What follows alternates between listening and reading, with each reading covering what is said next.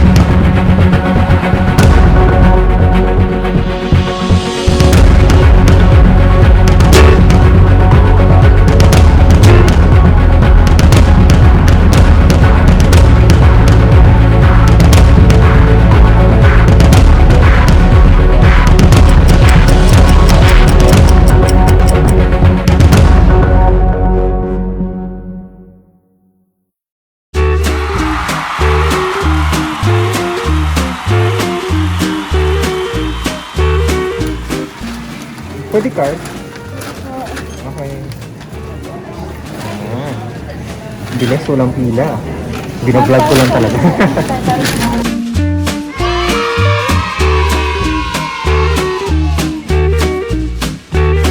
Ayan, so we're back in the car. Pakita ko lang sa inyo ngayon yung binili ko. So, isang Marca Pato at isang Marca Piña. Although, wala kasing malaking Marca Piña dito sa Robinsons na ubusan na. Ito, so maliit lang to. And then we also have yung syempre yung Marca Pato. Ayan, yung malaki. So I have two. Ang price niya is yung Marca Pato, it's 964, yun yung malaki. And then yung Marca Piña na 600 grams is 588 dito sa Robinsons Places Piña. Wala sa all day sa PhilAm. Ngayon, meron si Marca Pato at Marca Piña sa Robinsons Places Piña. So, sa winery section, walang pila doon. So, in just 5 minutes, nakuha ko yung Queso de Bola and I was able to pay. Tapos, nakaalis na ako. Yun nga lang, medyo traffic ngayon. May kita niyo sa window. Ayan.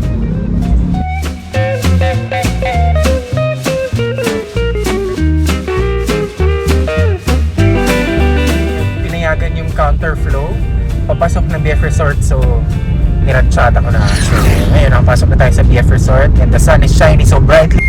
So dito na tayo. Kuya, wala akong pamasko, sorry.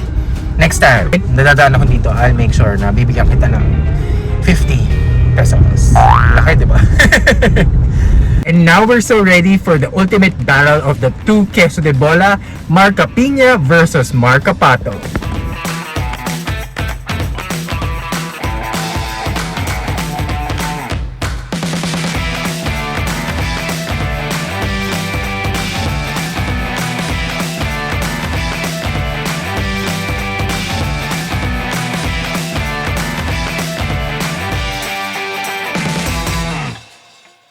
now we're going to be on the most awaited part of this video, which is going to be comparing the two Queso de Bola. We have the Marca Piña and the Marca Pato.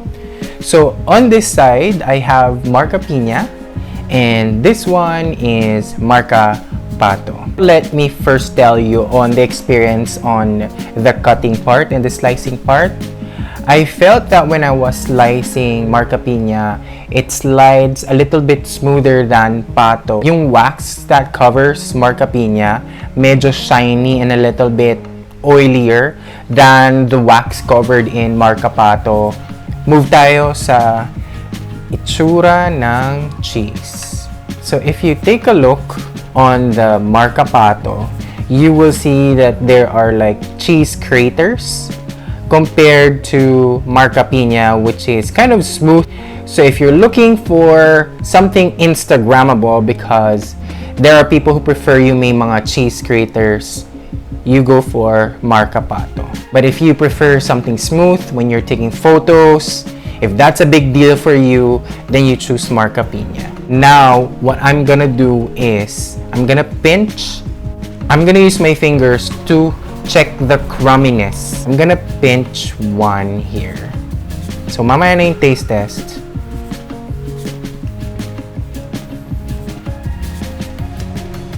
So, this is Marca Pato, this is Marca Piña.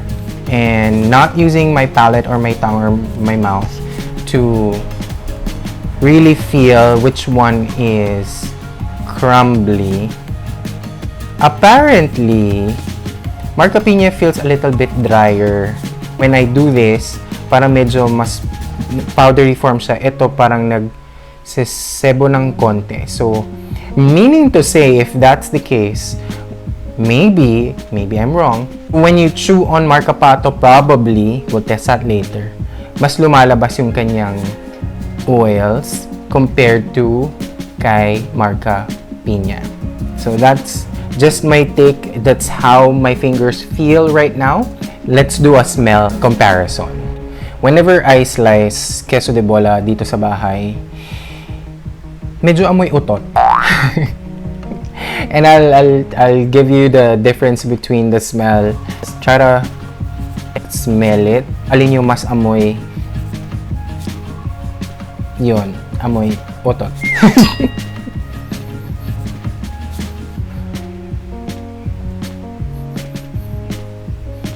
Medyo iba ang dating niya when you try to smell it. Ba't ganun? This one, when you smell it, maaamoy mo yung sweetness. Dito, yung amoy is less sweeter at mas strong yung aroma niya. Dito sa Marca Piña, yung smell niya, parang medyo pa-sweet. Hindi pa sweet na pabebe, ha? Ito yung papuntang utot. Tapos ito yung mas amoy cheese.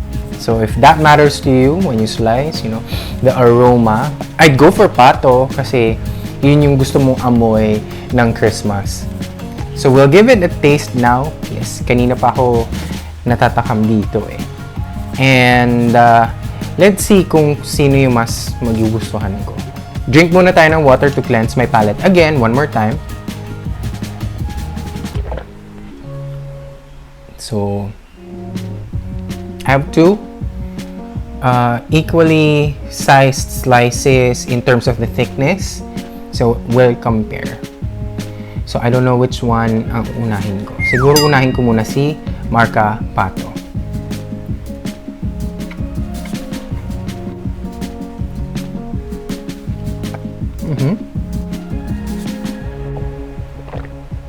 Now, let's try Marca Piña.